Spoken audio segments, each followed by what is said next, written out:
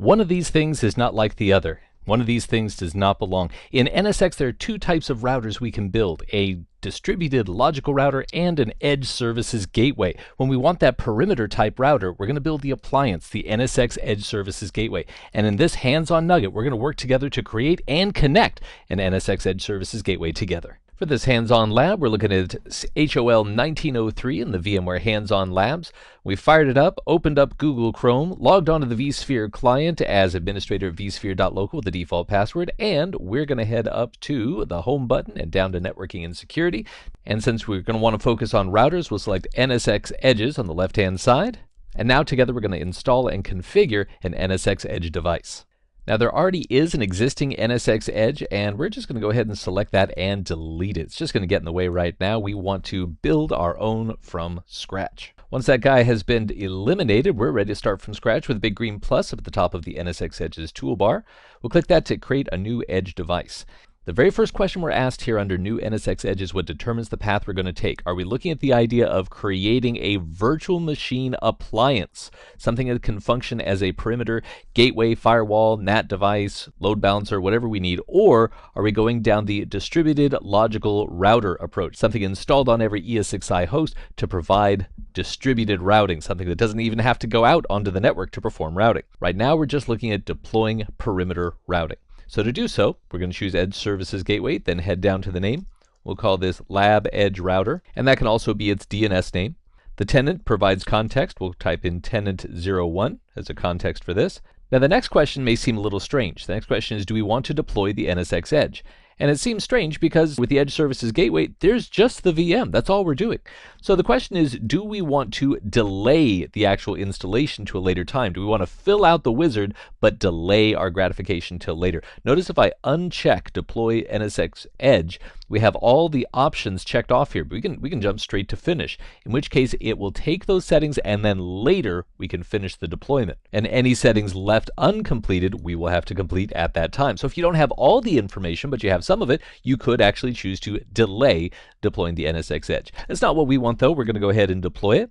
We'll talk about high availability at a later time. For now, we'll leave that blank. So let's just click Next. When we need to log into the Edge to view information, the CLI of an Edge device is read-only, but is certainly a great place to look at things like the routing table and configurations that might be in place on that device. So we'll set that up with the default username of admin and the password of VMware1 exclamation point, VMware1 exclamation point, and we'll enable secure shell access so that, for example, we could putty into this. There's extra security with FIPS mode. We're going to ignore that for now. Next, we run into a little checkmark called Enable Auto Rule Generation, and this is for Edge Service Gateway devices only. We won't see this on a distributed logical router. And the question is, would we like to allow control traffic to automatically have rules created for it? So an example of this would be if we create a load balancing configuration or we create a VPN configuration. That is an example of control traffic that we would want to allow through the built-in firewall that is a part of every Edge device. This automatic rule generation means that as we configure services, the exceptions will be made in the built-in firewall, automatic rule generation. But this has nothing to do with data flow traffic. In other words, if we envision this router and I have a client on one side and a server on the other side, and I expect this router to be able to forward HTTPS traffic, that's an example of data traffic, and automatic rule generation can't help me out in that situation. So in most situations, I recommend leaving Enable Auto Rule Generation on unless you have policies that prevent that from being an option for you. Last option is how much syslogging information we'd like to collect. If we choose something higher in the list, we're going to record less syslog information. Info is usually a safe place to leave it unless you have extra needs for debugging or a need to reduce the amount of logging for better performance or storage. Let's click Next. This is a virtual machine. Where would we like to deploy it is the next question. So from the selected data center, we only have one right now, and then we get to the question of appliance size, which refers to how many host resources are going to be adopted by this virtual machine in terms of CPUs and megabytes of RAM. And these are really just virtual machine properties, so we can always adjust those values later if we'd like. For lab purposes, we'll leave it at compact, and then click the green plus to add an Edge appliance. We need to choose where this virtual machine is going to land, so we can pick a cluster. Let's choose the Region A management cluster. And then an available storage node. Let's choose the iSCSI shared storage node. And we can choose a specific host, or we could leave that blank and let that be manually assigned. Same thing with the folder. Down at the bottom, notice resource reservation is system managed. That means that it's automatically chosen a reservation based upon the appliance size that we selected earlier. And that means it's going to guarantee CPU and memory for this virtual machine based upon the appliance size that we already chose. However, we could create a custom reservation if we wanted to reserve more or less than that, or we could eliminate the ability to have a reservation. But you are talking about an infrastructure device, your own perimeter firewall. You probably don't want to leave it high and dry without a reservation. So we'll leave it back at system managed and click OK. We can't add more than one, so everything grays out once we've created our definition, and we can click Next. We'll need to add interfaces to this edge in order for it as a router to be able to connect to something. So we'll click the plus and we'll start adding interfaces. Now the first interface we're going to want to add is the Enterprise Uplink interface. That'll be the name we give it, and it is an uplink, north-south routing. We'll click Select, and in the list of things we can connect to, we're going to go to the Distributed Virtual Port Group, and we need to choose the uplink for region 801. We'll select that, select the radio button, and click OK. Then we'll need an IP address to work with that, so we'll click the plus on that. And we'll put in an IP address of 192.168.100.3. Then we'll put in a secondary IP address that will also be available, so we'll do 192.168.100.4. And this subnet uses a prefix length of 24, so we'll type that in. We don't need to put in explicit MAC addresses, but we could. We don't have to change the MTU. This is still internal and has nothing to do with the VXLAN encapsulation that'll be performed by the host. Then we have a couple of classic routing features available here. We could enable proxy ARP. A proxy ARP occurs if a client sends out an ARP for an IP address that is actually not a part of the local network. The router can hear that, respond as if it had that particular IP address, and then the client will forward the packet to the router, and the router can go ahead and forward that on to the destination network and receive it and then forward it back to the client. There are some security implications of proxy ARP, and it should only be used if it is needed with your type of network devices. Now the ICMP redirect is used to actually notify the host in a particular network that, hey, there are multiple paths that you could take.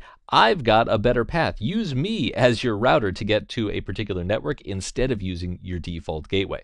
And then we have the reverse path filter. Now this little tool is actually designed to drop packets if they don't come from the route that the router is expecting. If the wrong next hop router hands this router a particular packet, it gets dropped.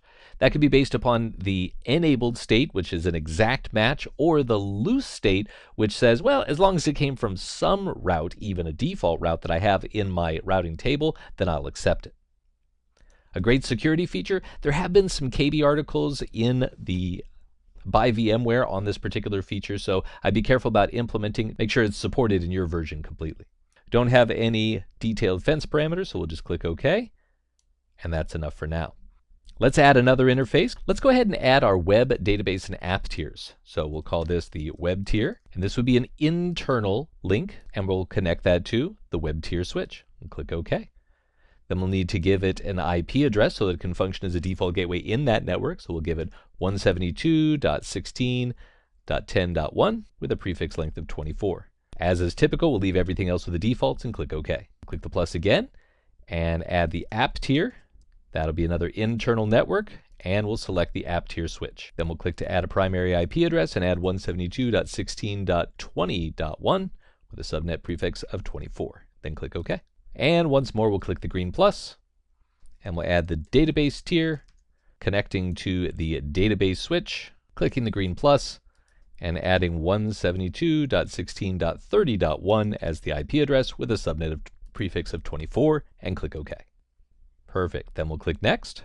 Now, since I have an uplink interface, the question would be, what is the next adjacent router that I'd like to communicate with? In this case, the next adjacent router in the shared enterprise uplink is 192.168.100.2.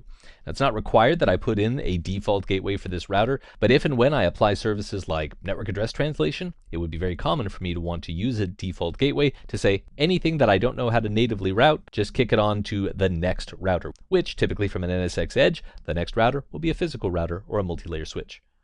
Let's click Next. Now, because this is an Edge Services Gateway, I get another important question, which is, what will the firewall default policy be? And I highly recommend configuring this so that we have a specific stance in place. If we put a check mark in, the default policy is deny, deny, deny. Sounds like a politician, right? And that certainly is safe, and that means that you will then need to create any exceptions for traffic that you want to allow to go through this firewall. We're going to change that to except. When you're in a lab environment, setting up except with enable logging so that you can actually identify if you are successfully filtering out packets or allowing packets is a great way to go. After you've configured your settings, you may then want to change your default stance to being deny. And that's something we can do after the Edge Services Gateway is fully deployed. Now, we didn't configure any HA on the front end. We'll click Next for now. And we are ready to complete. Let's finish. And in the words of Dr. Frankenstein, it's alive! We know nothing is real until we validate it, so let's hop over to VMs and templates. And we'll expand region 1. And first, let's go ahead and select our Lab Edge router. And on the Summary tab, let's click on the thumbnail and log in as the admin. Once we're here, we can do Show IP Route. We can verify that we have the default gateway pointing to 192.168.100.2, as well as the connected routes for the various interfaces that we natively support.